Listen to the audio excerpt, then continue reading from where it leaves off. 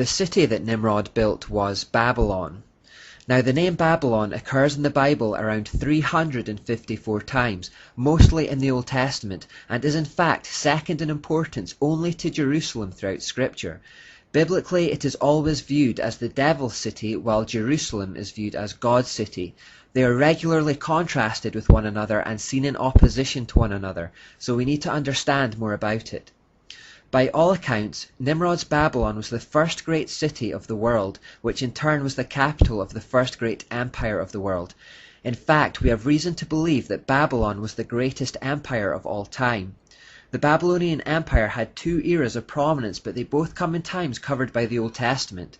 Its first era of prominence was under the kingship of Nimrod himself, and then later it again came to the fore under the kingship of a man called Nebuchadnezzar.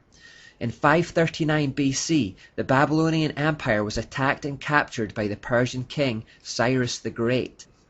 This ended Babylon's status as the most powerful kingdom on earth, and although there is evidence that the city remained an important cultural center, and evidence that there were several rebellions by Babylonians against the new Persian Empire, hoping to re-establish Babylon's superiority, it was never resurrected.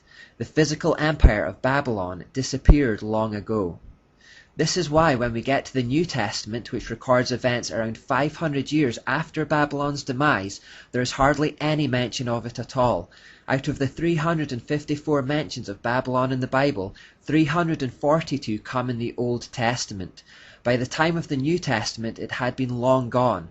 Indeed, on the few occasions when it is mentioned, it is often just in reference to Old Testament events, except for one notable occasion where Peter uses it as a code word for Rome. This is because by the time of Jesus and the Apostles, the Roman Empire was the new dominant power on the world stage and the Babylon of its day. The curious part of the whole thing, however, comes in Revelation, which prophesies the events that will occur at the end of time. God reveals the future to the writer, John, through a series of visions, and in Revelation 14, 16, 17, and 18, we find frequent references to Babylon. Given that Babylon had been long gone even by the time Revelation was written, it's intriguing to find God referring to it in the future tense. For example, in Revelation 18:21 we read, "Then a mighty angel picked up a boulder the size of a large millstone and threw it into the sea, and said, 'With such violence the great city of Babylon will be thrown down, never to be found again.'" Will be thrown down, future tense. Revelation 17:5 perhaps has the most famous reference to Babylon. It says, "This title was written on her forehead, Mystery Babylon, the great mother of prostitutes and of the abominations of the earth."